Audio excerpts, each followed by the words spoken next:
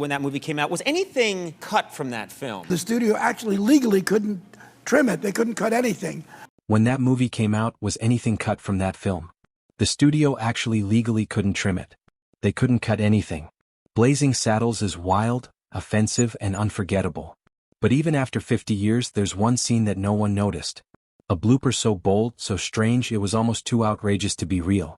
From fart jokes and Yiddish-speaking cowboys to secret casting disasters and deleted scenes too shocking to air, the truth behind this movie is way messier than you think. What did Mel Brooks hide? Why was one line cut before anyone ever saw it? And how did a total stranger end up in the final shot? Let's discover. Section 1, Setting the Stage. Setting the stage.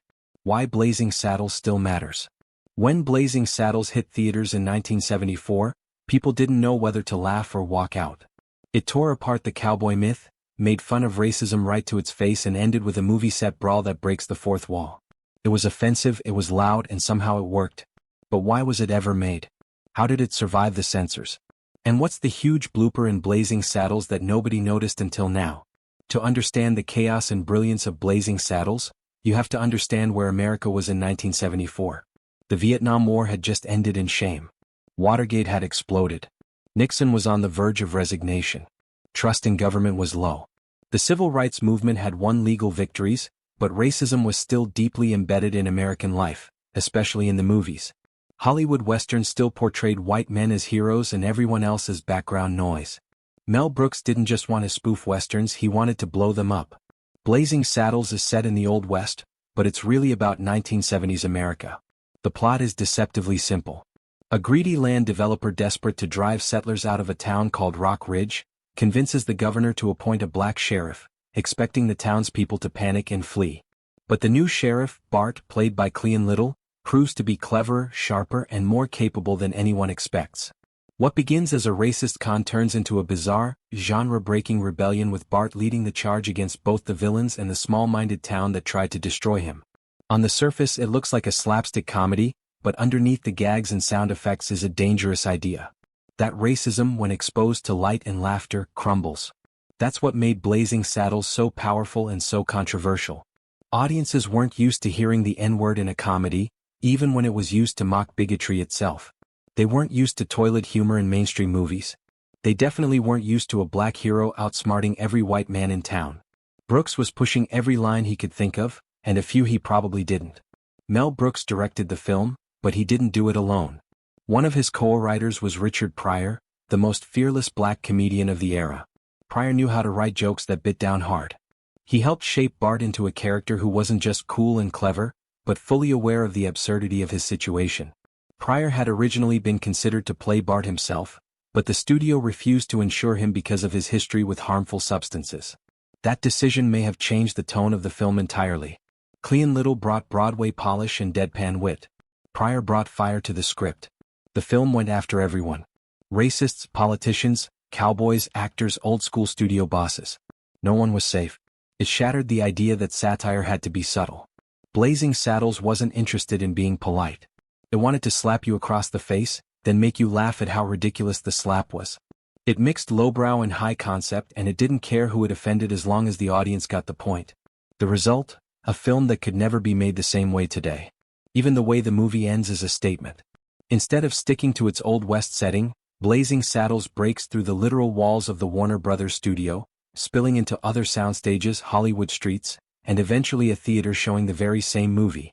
It's a mess. It's absurd. It's genius. The characters become aware that they're in a movie. The satire eats itself alive, and Mel Brooks closes the loop with pure chaos.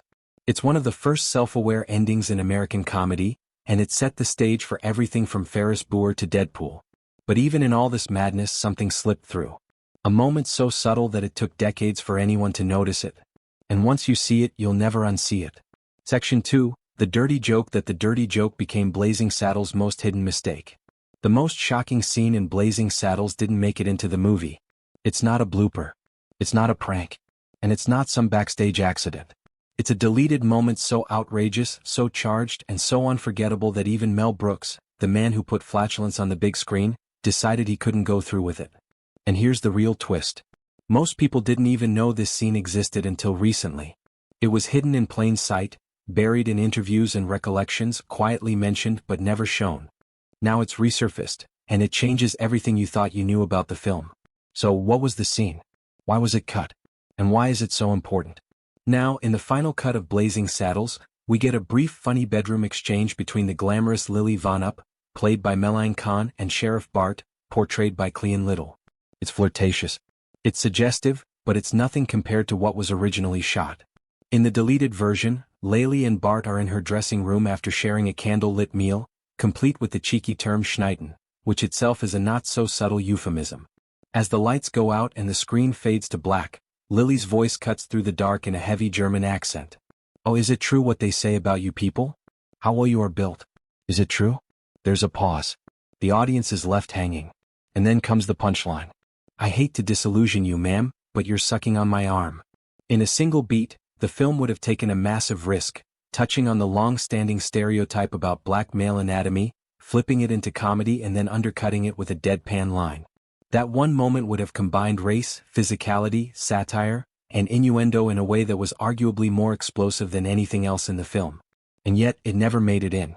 Because even for a film like Blazing Saddles, there were limits. Mel Brooks has spoken about this scene in interviews, including one with Conan O'Brien. He explained that it just felt like too much going past the point of satire and into something he worried would overshadow everything else.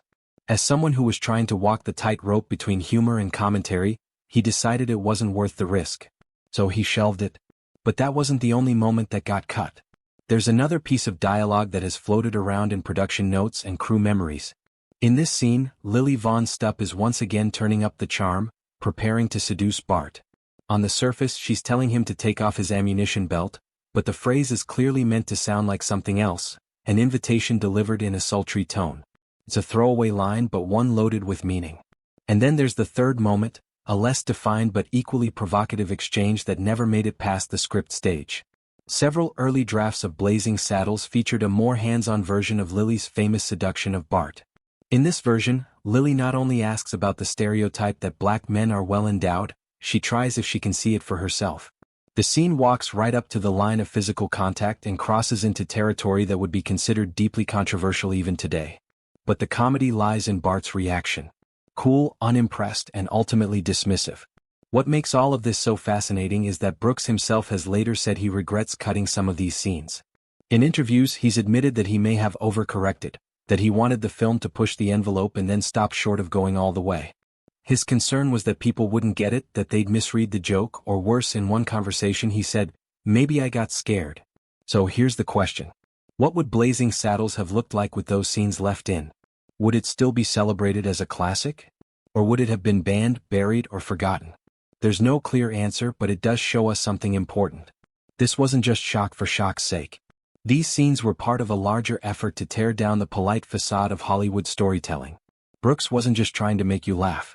He was trying to make you uncomfortable, to expose racism not just as a problem, but as a ridiculous system of beliefs propped up by fear, ignorance, and power. And that's where Blazing Saddles becomes more than just a comedy. It becomes a landmark in satirical filmmaking. It's a movie that used humor like a surgeon's tool, cutting deep, exposing nerves, and daring the audience to flinch. The scenes that stayed in are legendary for their brazenness. But the scenes that got cut, they show us the edge Brooks was walking. They show us how close he came to going even further. And they remind us that sometimes the real story isn't what you see on screen. It's what almost made it in Section 3. Chaos, Farts, and Chaos Farts' Accidental Genius. One of the most iconic moments in Blazing Saddles is the campfire scene where cowboys eat beans and audibly pass gas, a first in Hollywood history. In 1974, no major film had ever included a flatulence gag with full sound. And Mel Brooks didn't just allow it. He doubled down after the initial cut. He actually went back and added more fart sounds in post-production. Wait, because the test audiences were laughing so hard they couldn't hear the end of the joke. And because Brooks knew what the studio didn't. This wasn't just toilet humor. This was something bigger. For decades, Westerns had romanticized the cowboy. Strong, silent, heroic, always stoic and clean.